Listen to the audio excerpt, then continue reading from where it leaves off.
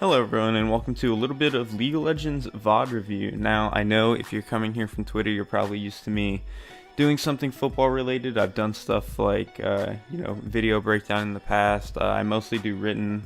That's probably where you guys know me the most, but I'm here today to do a little bit of League of Legends VOD review. This is something I've been wanting to do for a while now, but I just never really got around to it, and for a while just didn't have any specific thing that I thought was worth putting into a video over words. But I think what 100 Thieves have done the past 3 games is a lot easier to put into a video than it would be for me to write, and I think it's something that was super interesting that they've done over the past couple of weeks, especially with early games, with some of what AnDa is doing with his pathing level 1, and getting some early invades, getting some early advantages. So let's get right into it. Before I even start rolling the video here, you can see at the bottom of the screen, AnDa is pathing through the bottom lane.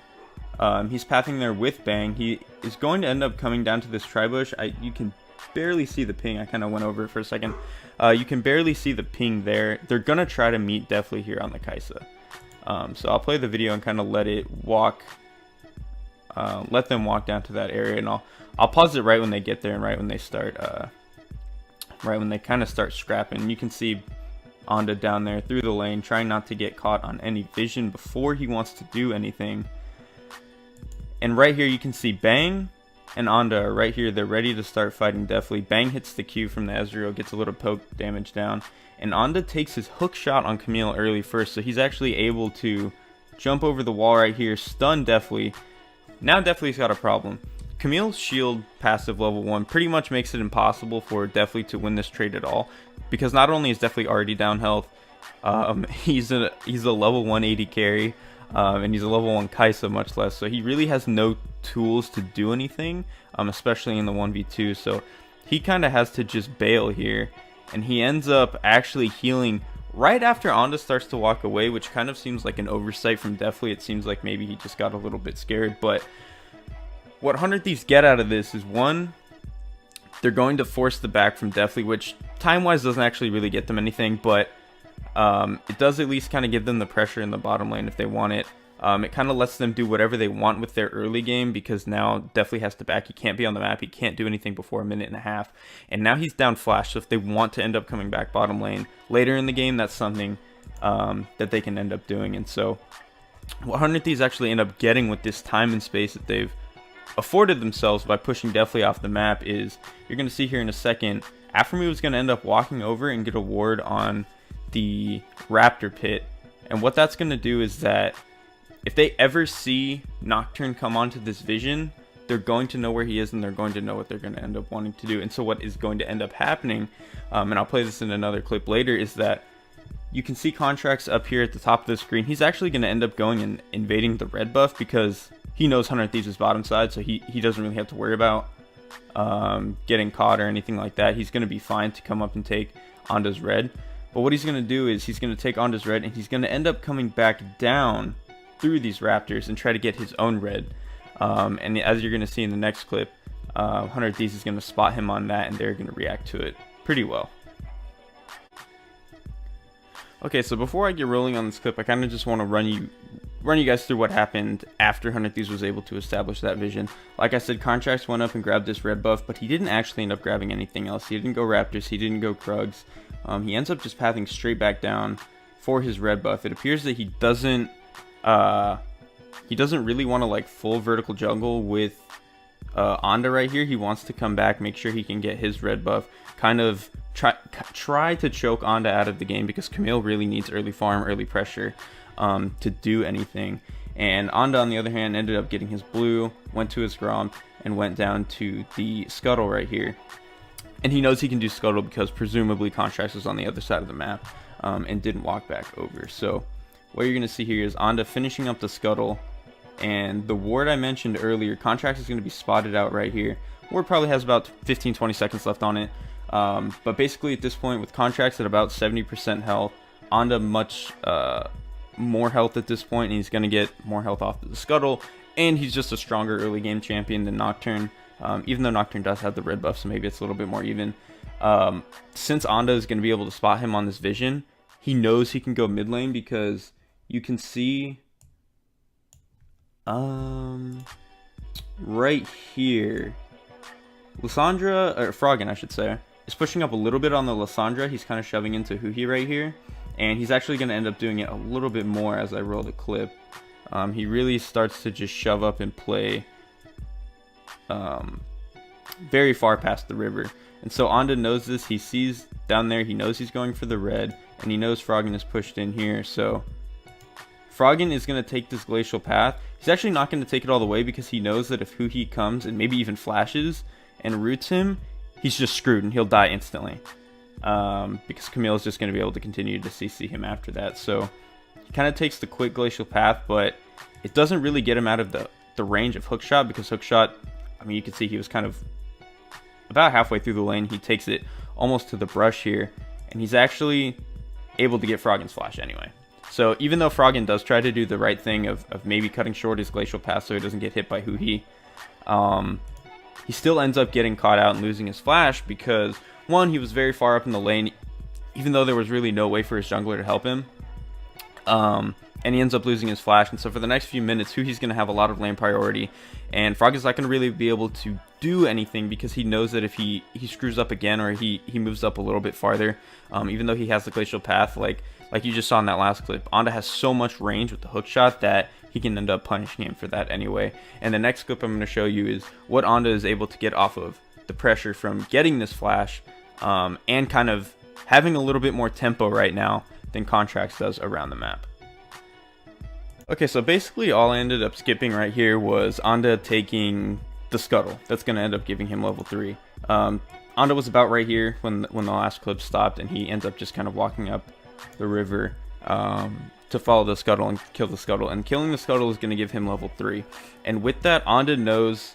there's a couple of reasons AnDa knows he can come and pressure Contracts from here and kind of pressure his blue buff. One, Camille is stronger than Nocturne early anyway. She just has so much CC, her passive shield, her power. She's just a very strong champion early on. And like I said, AnDa's going to end up getting level 3. He's only level 2 here because he hasn't killed the scuttle yet. But once the scuttle dies, he will have level 3. And Contracts will still be level 2. So you add that on top of the fact that Froggen also has no flash, so he's not going to really be able to close the gap if he needs to. At least not in full. He does have the glacial path, like I said, but not having the flash is going to hurt. And there's a ward right here. So even if Froggen ends up trying to come over and help, AnDa can see this and he knows exactly what's happening. He can kind of... he just has so much vision and mobility to play around this perfectly if he needs to, that he's not really scared of walking into Contracts right here. So what you're going to see is Contracts comes up, tries to start his blue, but as soon as Camille comes into vision, he just nopes out of there. And he just walks away. And AnDa pretty much just ends up taking this buff from him. And it really puts Contracts behind, which is unfortunate for a jungler like Nocturne that pretty much just wants to rush to level 6 and get there as fast as possible so that they can pressure. But like I said, this is really good from 100 Thieves to kind of have that early level 1 plan, get the heal out of Deathly, turn it into vision onto where they think Contracts might end up going with his pathing. They end up catching him on the vision. AnDa is able to react to the vision, get Froggen's flash. He's able to turn that into a blue buff steal and kind of basically trade red and red for blue and blue in terms of the jungle camps, which and AnDa gets both scuttles. So like, this is, I thought, really intelligent and really clean and really proactive jungling out of 100 Thieves, which is just, it's not something they had showed for their first 3 games. So I thought this was a really good starting point for them. Now this clip is from the following week. It's actually their most recent game that they played against CLG. CLG had actually been doing fairly well, but like I said, this is another instance of 100 Thieves having a really creative level 1 and really getting something off of Camille being such a strong level 1 champion, especially if you know you're able to get the hook shot. So part of what they're doing here is that you can see CLG has... Why is it not drawn? Ah, there we go. Anyway, CLG has Biofrost playing Thresh, which obviously Thresh kind of wants to try to potentially pick somebody off level 1 if he can. And so what they're going to end up doing is kind of bait that, and they're going to hide AnDa getting into around this area so that they can actually win a fight and get first blood. So again, you're going to see AnDa kind of pathing through a lane here. What you're going to end up seeing is Hoang is going to push up in the lane, while AnDa kind of waits for him to push out the vision and kind of... So what you're going to see here is, at the bottom of the screen, AnDa is right about...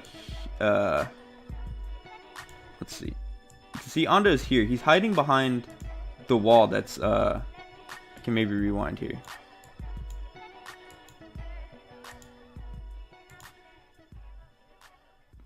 Maybe not. Anyway, AnDa is kind of hiding behind this wall, so he's not in vision. And what you're going to see from Hoang is him stepping up. And so Fog of Darkness kind of comes down into this area, so Power of Evil's not able to see where AnDa wants to go.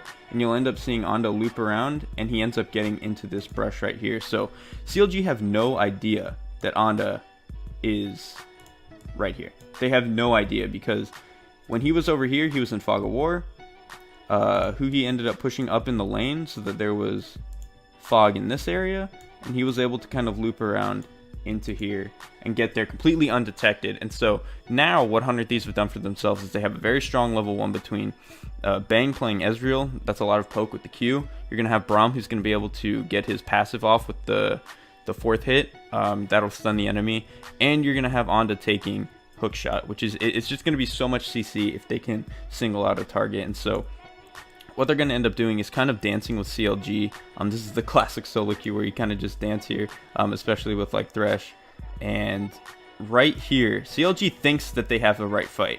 And even now, AnDa is not in vision, and Hoang appears not to be close yet. And so CLG thinks that they have a fight right here, but AnDa ends up walking up. Wiggly gets tagged by Aphromu's passive, so he's already got 2 here before he can really react to anything. He already gets stunned right here.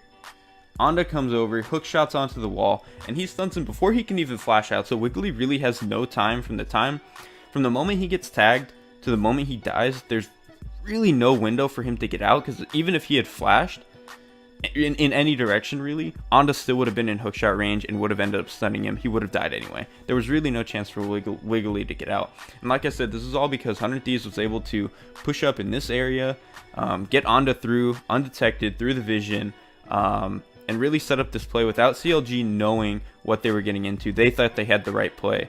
And that's really a lot of what League of Legends is about, is it's kind of baiting the other team into thinking they have the right play. So I thought this was really interesting stuff from 100 Thieves.